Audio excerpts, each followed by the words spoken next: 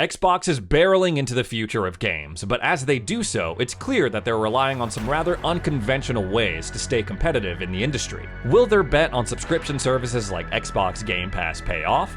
Or will it be the final nail in their coffin? In today's video, we're going to dive into a reignited debate over whether or not Game Pass is good for the industry. We'll discuss some exciting Fallout news, but it's not the news that we want. And we'll wrap up the video talking about some contradictory comments made by the producer of Final Fantasy VII Rebirth. Welcome to Xbox Ready, the YouTube channel that is all about Xbox. I'm Ray, and if you like Xbox, if you like my content, I would really appreciate it if you subscribe to the channel. I'm really trying hard to get to 160K. I'm right on the cusp of 158, so I'd appreciate it again if you help me out on that goal. Let's discuss. Ever since Game Pass launched back in 2017, there's been a lot of discussion over what impact it's going to have on the games industry. Proponents of Game Pass and other subscription services like it, they'll tell you, oh, it's going to revolutionize gaming, it's going to give people more choice for how they play their games, while also keeping the cost to play those games at a minimum. Whereas other people will say it's going to cheapen the games industry, it's going to cheapen the product, it's going to be about quantity over quality. There's not going to be incentive for devs to put out good games because there's not traditional game sales anymore, it's all about subscription numbers. I would say that debate has intensified over the past couple of years with the launch of the Series X and S. Because it's clear that Xbox, this generation, they're really doubling down on Game Pass. They're really putting an emphasis on it. It's not the only option they have, it's not the only thing they have going for them, but it's a huge part of their identity, especially when they made the commitment to bring first-party games to Game Pass the same day they launch. There's been a handful of devs that have come out and said, oh, we really like Game Pass, it really helped our project, it really helped us get discovered and expose us to an audience that we would not have experienced otherwise. And then there are people like Joseph Fares who are like, no, I think Game Pass is kind of whack, or they're a little critical of it. Jim Ryan, during the Activision Blizzard acquisition, when they were trying to close that deal, even went so far as to say that he knows of no publishers that like Game Pass or subscription services. Well, the debate is on and rocking again after the CEO of Moon Studios, the people behind the Ori games, Thomas Mailer, he took to Twitter and he said that the best way to support the Ori franchise is by buying it on Steam, not by playing it on Game Pass. Someone replied and said, why not buy it on the Xbox store? To which he replied, cause then people get it on Game Pass, and that doesn't help Moon. Now, there's a small number of people responding to this, pointing out that I guess he no longer works for Moon Studios because there were allegations of a toxic work environment going on there. I can't say that for sure. I don't know this guy. I don't know anyone at Moon Studios. That is just a rumor as far as I know. A lot of people are saying that, oh, he has a personal vendetta against Xbox, and that's affecting his tweets and what he recommends. I can't confirm that. I don't know how true that is. But what I do know is that everyone who has their games on Game Pass, big or small, they each get different deals. I know some smaller studios, they get their money up front in order to help get their game over the finish line, and then they put it on Game Pass and there's no extra incentives or bonuses or anything like that. While some others, they get paid on engagement or download or player times. I know that each contract is different. I will say that I think he is discounting how many people are playing it on Game Pass versus buying it. I do understand where he's coming from because Xbox themselves have admitted that the presence of a game on Game Pass kind of cannibalizes sales of that game. But we also know that just because a game is on Game Pass doesn't prevent people from buying it. I also think it's fair for me to mention that this is not the first time I've heard something like this from a developer who has their game on Game Pass. I won't name any names, but back in the early days of me having this channel, I'd say mid-2022, me and my buddy Jimmy, we had the privilege of having a conversation with a high-level employee of a studio that had their game added day one to Game Pass, a smaller title. And as we were talking, I was like, oh yeah, I played the game on Game Pass, or I'm planning to play the game, and Jimmy, he buys everything on Steam when he can. And this person was like, yes, that's perfect. Please buy it on Steam if you want to support us. Like, if you play it through Game Pass, great, but I would prefer it if you buy it on Steam. And that was the first time I heard anything like that. I was like, oh crap. I feel bad now. Maybe I should have bought it on Steam. And I'm not saying it's a hard and fast rule of, oh, it's always better to buy a game on Steam versus play a game on Game Pass. Ultimately, it's your prerogative as a customer. That's the most important part. I'm just saying, it's not the first time I've heard something similar to what Thomas Mahler is saying here. The truth of the matter is that no one can give a straight, definitive answer whether or not Game Pass is good or bad for the industry right now. It's something that we're going to have to look back on in a few years. We could look back on it and be like, yes, that was a turning point in the industry that made everything awesome. Or we could be looking back on it and be like, ultimately that did not work out in the way that Xbox wanted it to. Y'all know where I stand though. I am a huge fan of Xbox Game Pass. I'm experiencing so much thanks to my subscription. I just started playing Tales of Arise yesterday and I'm hooked. I'm hooked, y'all. And that was a game that I was like, well, I'm kind of going to skip it because, it's just not high on my priority list. It looks interesting. It looks like something I'd be into, but I'm going to prioritize buying and play these other games. With my Game Pass subscription, I was able to play it, find out I really liked it, and I bought it. Again, can't speak for developers. I don't know how they feel about Game Pass, but as a customer, I'm really rocking with it. While I've been enjoying the Game Pass offerings over the past couple of months, Resident Evil 2 and 3, Tales of Arise like I was just talking about, I have yet to jump into P3, but I'm gonna, believe me, I'm gonna. There's been some questionable stuff in the news cycle regarding Game Pass, besides this dude just telling people to buy the game on Steam and not play it through Game Pass. According to The Verge, Microsoft targeted a 73% growth rate for Game Pass subscriptions for a single fiscal year that ended in June 2022, but only managed 28%. Now here's the deal, Game Pass has grown, it's grown every year, it's probably grown every quarter, but 73% is just a crazy growth metric no matter how you cut it.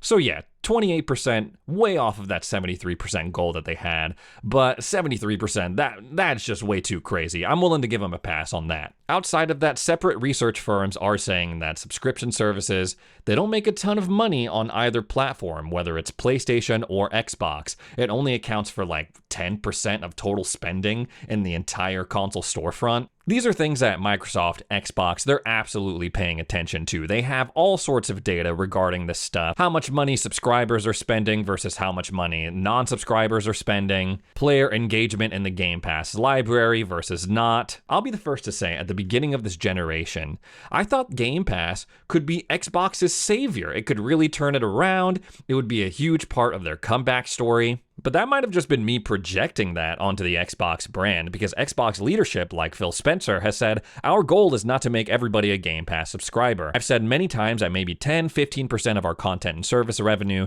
is subscriber revenue. It's a good business for us today, Game Pass, but in no way is there a plan that says, okay, everybody needs to become a Game Pass subscriber. That certainly seems like the more pragmatic approach. Game Pass is just an option. It's not the only way to play games on the Xbox platform. Let's see how it works out for Xbox going forward. Speaking of customers, buying new stuff, feeding the wheels of capitalism. In preparation for the premiere of the Fallout series on Amazon Prime, Xbox Design Lab has added in some Fallout designs that you can slap onto your controller. The faceplate is covered with different Vault-Tec perks that you can get in-game.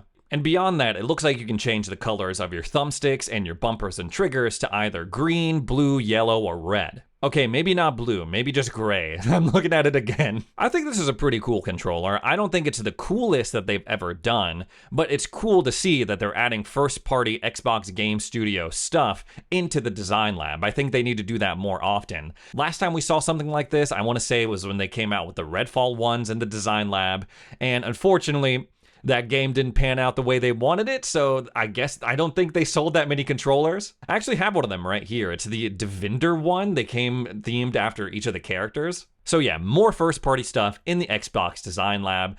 Don't stop at Fallout. Get Halo in there, get Gears in there, get Psychonauts in there. I know they have different color templates to resemble each of those games, but it would be nice to have more overt stuff like this with those other titles. On top of that, they're also giving us a new dynamic background for your Xbox console. And y'all know me, I'm critical of their dynamic backgrounds. It's one of my favorite aspects about the modern Xbox console. So when I see one that's whack, I'm gonna say that it's whack. This one is pretty cool though. It's not my favorite, but I do like the darkness of the design. It really makes the top icons on your Xbox dashboard stick out. And on a side note, I'm really excited for the show. I think it looks good. But a new controller, a new dynamic background, a new show to watch, sure. That's nice, but that's not what we really want. Where is the next-gen update for Fallout 4? That's what the people want, man. But I know it's coming. I know they're working on it. It's been delayed a couple of times. I would be shocked if the premiere of the show came and went and they didn't release it simultaneously. Hopefully by the end of the spring, we'll be playing the next-gen version of Fallout 4